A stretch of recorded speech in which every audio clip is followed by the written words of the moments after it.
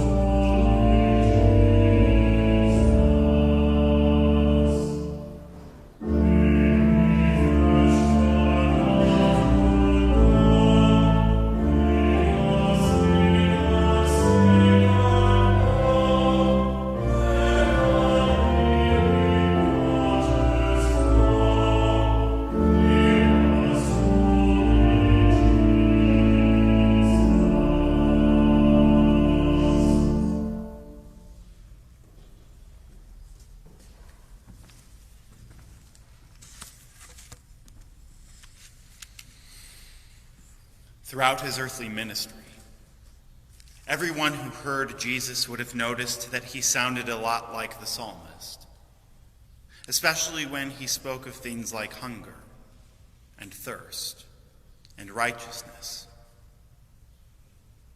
that they would be those who hunger and thirst for righteousness.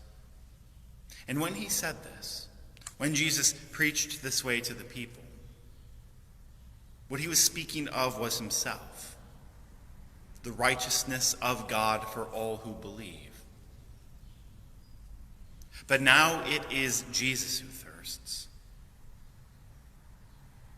And as he says these words, "I thirst," to fulfill the scripture, it is clear that still they don't understand him.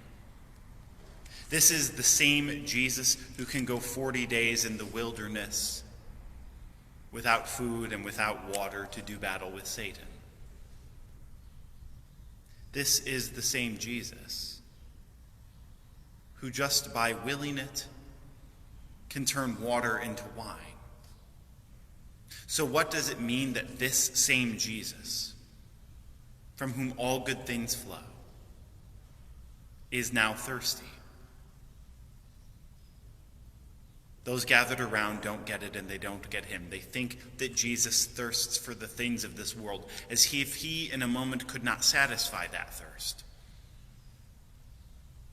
But he is Israel, and he is all the world now reduced to one, suffering on behalf of all mankind. What he has is our collective thirst. What Jesus has is a thirst for the righteousness of God, the same righteousness which he is even now giving away, and which he must give away. Because for all our own thirst, we could never slake it, we could never satisfy it, we could drink down to the dregs, and still we will be parched. But this one, this Jesus, who has never been in need of anything. He is the one by whom all things were made. This Jesus suffers your thirst in your place. And as the one who has borne that thirst, he is also the one who will satisfy it.